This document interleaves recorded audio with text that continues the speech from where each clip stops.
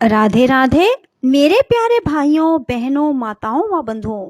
आज पुरुषोत्तम मास में मैं आपके लिए लाई हूँ पुरुषोत्तम प्रभु की कथा।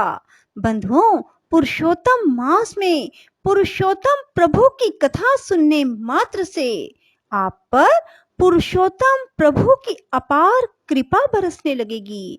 बंधुओं, स्वयं पुरुषोत्तम प्रभु ने कहा है कि जो पुरुषोत्तम मास में स्नान, दान, पूजन करता है और कथा सुनता है, उसको मैं सौभाग्य, संपत्ति और पुत्र सुख देता हूँ।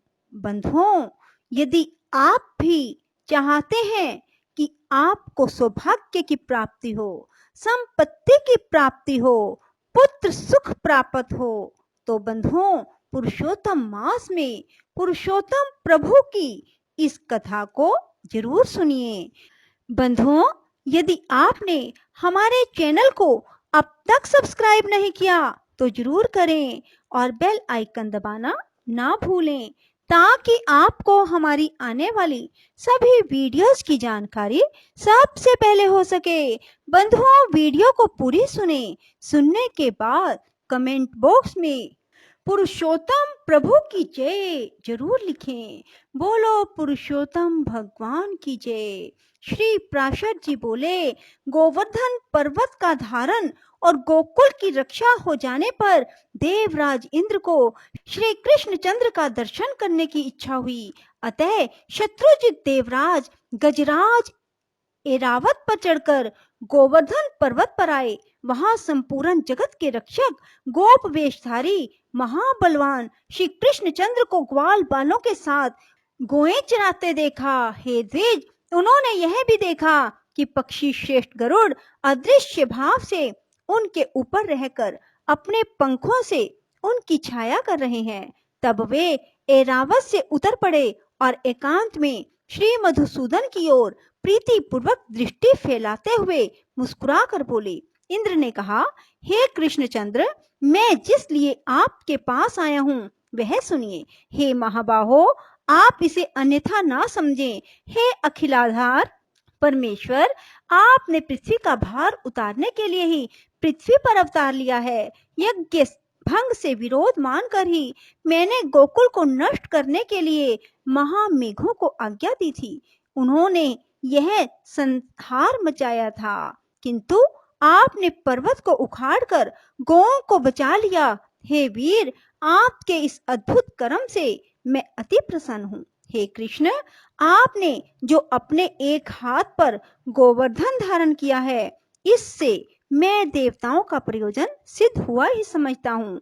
आपसे रक्षित गौओं से प्रेरित होकर ही मैं आपका विशेष सत्कार करने के लिए यहाँ आपके पास आया हूँ। हे कृष्ण, अब मैं गौओं के वाक्य अनुसार ही आपका उपेंद्र पद पर अभिषेक करूंगा और आप गौओं के इंद्र हैं अर्थात स्वामी हैं, इसलिए आपका नाम गोविंद भी होगा। श्री प्राशर जी बोले, तदंतर इंद्र ने अपने वाहन गजराज एरावत का घंटा लिया और उसमें पवित्र जल भरकर उससे कृष्णचंद्र का अभिषेक किया। श्री कृष्णचंद्र का अभिषेक होते समय गौओं ने तुरंत ही अपने स्तनों से टपकते हुए दुग्ध से पृथ्वी को भिगो दिया।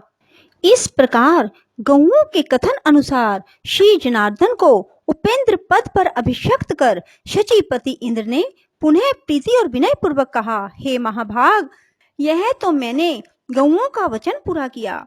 अब पृथ्वी के भार उतारने की इच्छा से मैं आपसे जो कुछ और निवेदन करता हूँ वह भी सुनिए।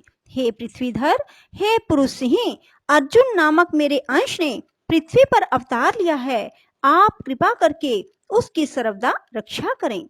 हे मधुसूदन, वह वीर पृथ्वी का भार उतारने में आपका साथ देगा, अतः आप उसकी अपने शरीर के समान ही रक्षा करें। श्री भगवान बोले, भरत वंश में पृथा के पुत्र अर्जुन ने तुम्हारे अंश से अवतार लिया है, यह मैं जानता हूँ। मैं जब तक पृथ्वी पर रहूंगा उसकी रक्षा करूंगा। हे शत्रुसूदन देवेंद्र, मैं जब तक महितल पर रहूंगा तब तक अर्जुन को युद्ध में कोई भी ना जीत सकेगा। हे देवेंद्र, विशाल भुजाओं वाला कंस नामक दैत्य, अरिष्टासुर, केशी, कुवलयपीड़ और नरकासुर आदि अन्य अन्य दैत्यों का नाश होने पर यहाँ महाभारत युद्ध होगा। हे सहस्त्रक्ष, उसी समय पृथ्वी का भार उतरा हुआ समझना। अब तुम प्रसन्नता पूर्वक जाओ। अपने पुत्र अर्जुन के लिए तुम किसी प्रकार की चिंता मत करो। मेरे रहते हुए अर्जुन का कोई भी शत्रु सफल ना हो सकेगा। अर्जुन के लिए ही मैं महाभारत के अंत में युधिष्ठिर आदि समस्त पांडवों को अक्षत शरीर से कुंती को दूंगा। श्री पराशर जी बोले, कृष्ण चंद्र के ऐसा कहने पर देवराज इंद्र उनका आलिंगन कर ऐरावत हाथी पर आरूढ़ हो स्वर्ग को चले गए। इसके बाद कृष्ण चंद्र भी गोपियों के दृष्टिपात से पवित्र हुए मार्ग द्वारा गोप कुमारों और गहुओं के साथ व्रज को लौट गए। श्री पराशर जी बोले, इंद्र के चले जाने पर लीला विहारी श्री कृष्णचंद्र को बिना प्रयास ही गोवर्धन पर्वत धारण करते देख गोपगण उनसे प्रीति पूर्वक बोले, हे भगवान, हे महाभाग, आपने गिरिराज को धारण कर हमारी और गौओं की इस महान भय से रक्षा की है। हे तात, कहाँ आपकी यह अनुपम बाल लीला, कहाँ निंदित गोप जाति और कहाँ ये दिव्य कर्म, यह सब क्या है? कृपया हमें बतलाइए। आपने यमुना जल में कालिया नाग का दमन किया, धेनुका सुर को मारा, फिर यह गोवर्धन पर्वत धारण किया। आपके इन अद्भुत कर्मों से हमारे चित्त में बड़ी शंका हो रही है।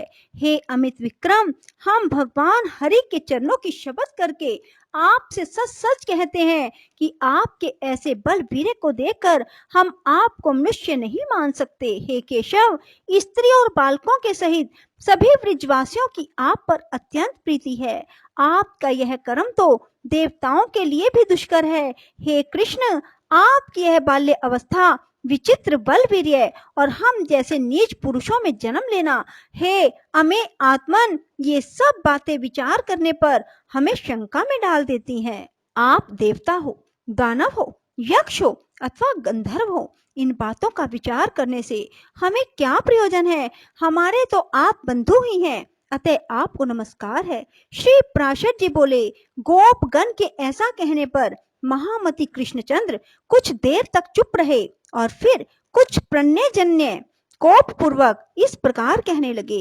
श्री भगवान ने कहा, हे गोपगण, यदि आप लोगों को मेरे संबंध से किसी प्रकार की लज्जा ना हो तो मैं आप लोगों से प्रशंसनीय हूँ। इस बात का विचार करने की भी क्या आवश्यकता है?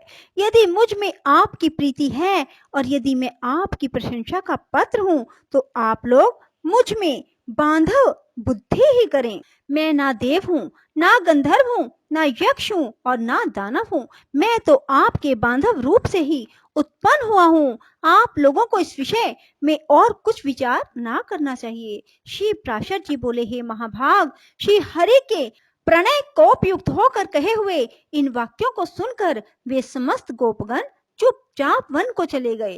तब श्री कृष्णचंद्र ने निर्मल आकाश, शरद चंद्र की चंद्रिका और दिशाओं को सुरभित करने वाली विकसित कुमुदनी और वन खंडी को मुखर मधुकरों से मनोहर देखकर गोपियों के साथ रमन करने की इच्छा की। उस समय बलराम जी के बिना ही श्री मुरली मनोहर, स्त्रियों को प्रिय लगने वाला अत्यंत मधुर, अस्फुट एवं मृदुल पद ऊंचे और धीमे स्वर से गाने लगे। उनकी उस सुरम्य गीत ध्वनि को सुनकर गोपियां अपने अपने घरों को छोड़कर तत्काल जहां श्री मधुसूदन थे वहां चली आई। वहां आकर कोई गोपी तो उनके स्वर में स्वर मिलाकर धीरे धीरे गाने लगी और कोई मन ही मन उन्हीं का स्मरण करने लगी। कोई हे कृष्ण ऐसा कहती हुई लज्जावश संकुचित हो गई और कोई प्रेमोन्मादिनी होकर तुरंत उनके पास जा खड़ी हुई। कोई गोपी बाहर गुरुजनों को देखकर अपने घर में ही रहकर आंख मूंद कर तन्मय भाव से श्री गोविंद का ध्यान करने लगी। बोलो श्री कृष्ण भगवान की जय, विष्णु भगवान की जय। राधे राधे, जय श्री कृष्णा। बंधुओं, यदि आपको हमारी वीडियो पसंद आए तो इसे लाइक करें और शेयर भी ज़रूर करें। धन्यवाद।